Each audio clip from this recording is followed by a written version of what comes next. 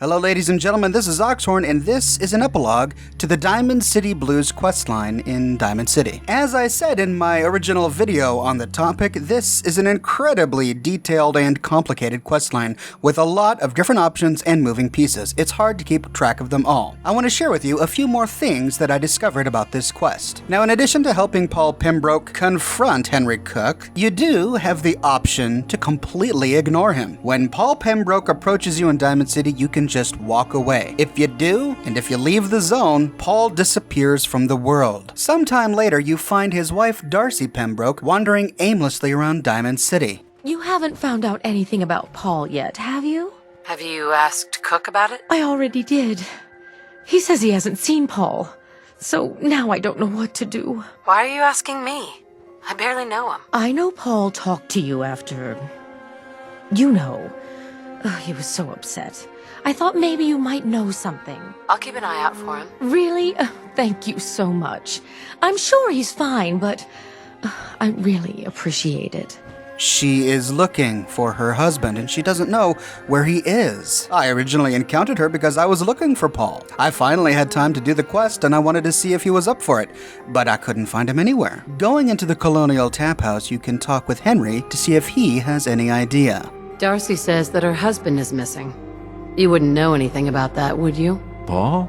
I haven't seen him since he threw his little tantrum about me and Darcy. Any idea where he might have gone? I don't know. Maybe one of his get-rich-quick schemes finally blew up in his face. I find that hard to believe. I think you do know something. You'd better tell me what you know, or else. Ah, Christ. You're right. Poor little bastard is dead. I don't know what you're so hot about. Was Paul a friend of yours or something? Look, he came in here and started waving a gun in my face. I had no choice but to defend myself. I cleaned things up quietly. I didn't see any need for a big fuss. That wasn't going to help anybody at that point. You're not going to spread this around, right? It looks like when Paul couldn't get your help, he decided to confront Henry Cook on his own. Without your intimidating presence there, Henry took the opportunity to kill Paul. We don't know what Henry did with Paul's body, but he didn't have the guts to tell Darcy. That job now falls to you. Cook confessed to killing Paul. He said Paul pulled a gun on him. Oh, God. No! Then it's my fault. Paul could be so damn irritating. Sometimes I just wanted to run away, or I'm sorry. Thank you for telling me. I have to go now. When you tell Darcy the fate of her husband, she leaves the Colonial Tap House and walks towards her home. Darcy is uncharacteristically heartbroken over the thing. When Paul's alive, she's completely indifferent to the man. If anything, she despises him and holds him with disdain. But once she learns that he's dead, and he's dead partially because of her actions, she is racked with guilt. You find her in her home, the home she shared with Paul, the home she now shares with her son who no longer has a father, and she, somewhat justly, blames herself. It's all my fault. I never thought... I just wish I could go back and do it all over again.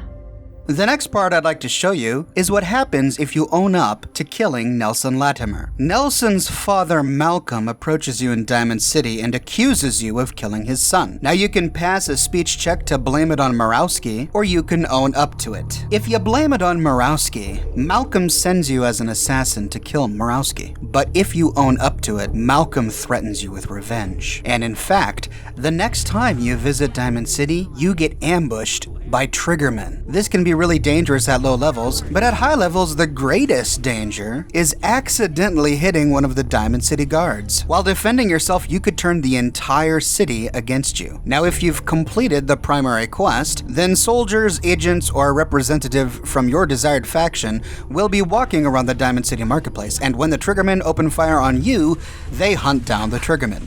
This makes the encounter much easier, but the encounter never ends. Every few days or so, when you come back to Diamond City, triggermen jump you and try to kill you. The only way to end the attacks is to kill Malcolm Latimer. Now this same event happens if you steal Murawski's chems.